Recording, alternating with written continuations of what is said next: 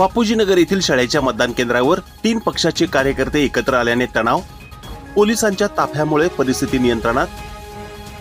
MIM, Congress आणि मार्क्सवादी communist पक्षाचे कार्यकर्ते बापूजी नगर येथील शाळेच्या मतदान केंद्रावर बुधवारी दुपारी 4 वाजण्याच्या सुमारास एकाच ठिकाणी आल्याने निर्माण झालेला तणाव नियंत्रणात आणत पोलिसांनी बंदोबस्त वाढवला। त्यामुळे शांततेत मतदान सुरू झाले।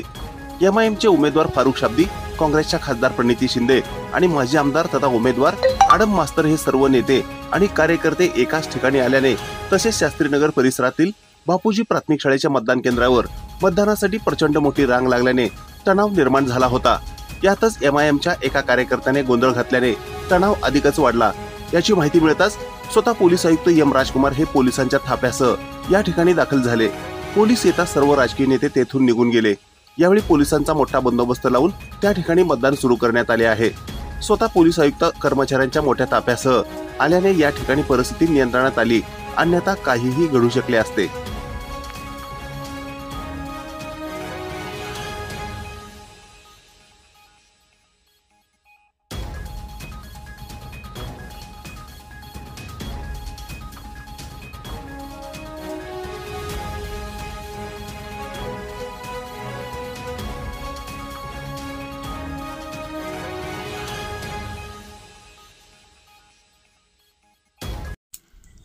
ताज्या घडामोडी पाहण्यासाठी आजच महाराष्ट्र सुखदेव न्यूज या YouTube चॅनलला लाईक आणि सबस्क्राईब करा।